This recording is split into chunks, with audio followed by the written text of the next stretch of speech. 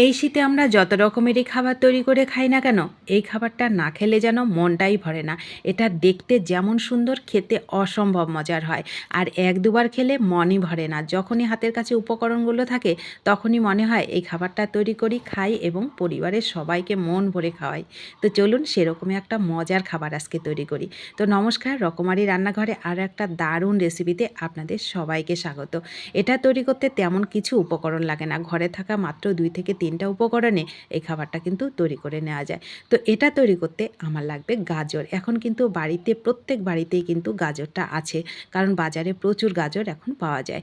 তো গাজর এখানে আমি মিডিয়াম সাইজের 2টো গাজর নিয়েছি, পাতলা করে কেটে ধুয়ে পরিষ্কার করে এটাকে দুধ দিয়ে সেদ্ধ করে নেব।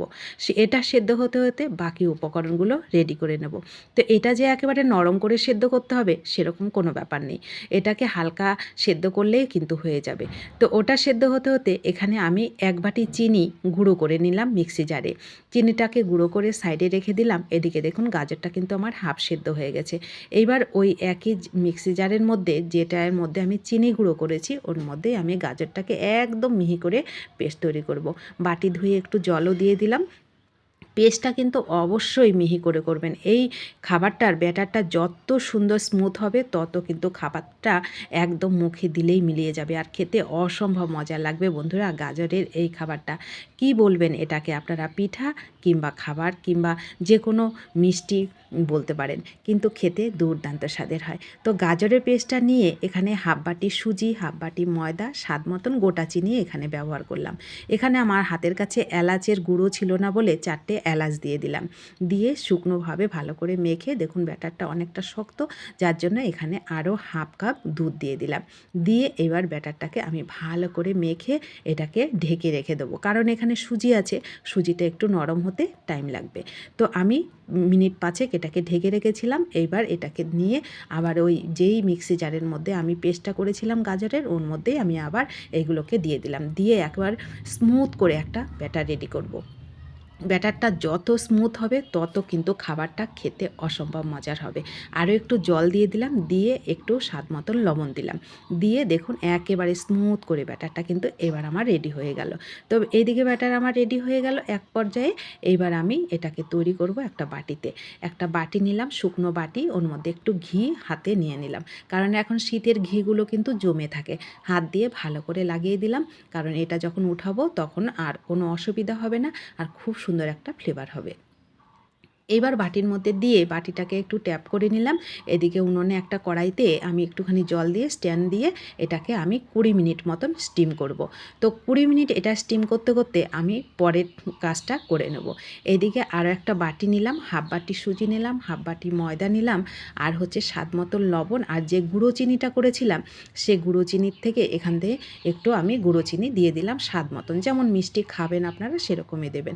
শুকনো উপকরণ ভালো করে মেখে এখানেও 1 কাপ দুধ দিয়ে আমি সুন্দর করে একেবারে, এই ব্যাটারটা কিন্তু একটু পাতলা হবে। একটু খেয়াল করলেই আপনারা বুঝতে পারবেন আমি এই ব্যাটারটা কিভাবে তৈরি করছি। দুটো ব্যাটার, আগেরটা কিন্তু কেকের ব্যাটার যেমন ছিল সেরকম একটু ঘন করে করেছি, আর এই ব্যাটারটা কিন্তু পাতলা।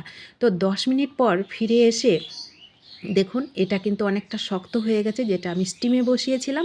তার মধ্যে এই পাতলা ময়দা আর সুজির আর দুধ দিয়ে যে ব্যাটারটা আমি তৈরি করলাম সেটা ভালো করে একটু নেড়ে দিয়ে এটা দিয়ে দিলাম।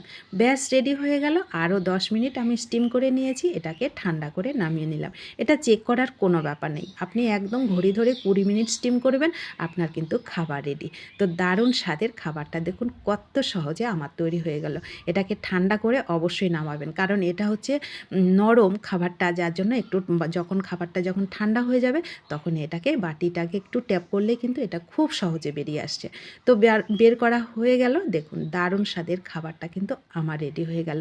দেখতে যেমন সুন্দর বন্ধুরা, খাবারটা খেতে অসম্ভব মজার বন্ধুরা। যদি না তৈরি করে খান, একবার বলবো অবশ্যই তৈরি করে খেয়ে দেখুন। এক দুবারে আপনাদের মনই ভরবে না। মনে হবে যেন যখনই হাতের কাছে এই উপকরণগুলো থাকবে তখনই এই খাবারটা আপনাদের তৈরি করে খেতে ইচ্ছে করবে। তো দেখুন আমি একটু কেটেও আপনাদেরকে দেখিয়ে দিলাম। এটা কিন্তু কাটার সময় বন্ধুরা খুব সাবধানে কাটবেন। কারণ এটা অনেকটা নরম আর অনেকটা সফট আর মুখে দিলেই মিলিয়ে যায় এই খাবারটা। অবশ্যই কিন্তু ব্যাটারের ঘনত্বটা একটু আমি যেরকম করে করেছি সেরকম করে করবেন আর একবারে স্মুথ করে ব্যাটারটা রেডি করবেন। তবেই খাবারটা বেশি সুস্বাদু হবে। তো কেমন লাগলো বন্ধুরা এই ছোট্ট রেসিপিটা অবশ্যই কমেন্ট করে জানাবেন। ভালো লাগলে ভিডিওটিতে একটা লাইক করবেন। নতুন বন্ধু হলে চ্যানেলটা সাবস্ক্রাইব করে প্লিজ আমার পাশে থাকবেন। আর যারা পাশে আছেন তাদেরকে আমার অসংখ্য ধন্যবাদ ও ভালোবাসা। দেখা হবে নতুন কোনো রেসিপিতে। ধন্যবাদ।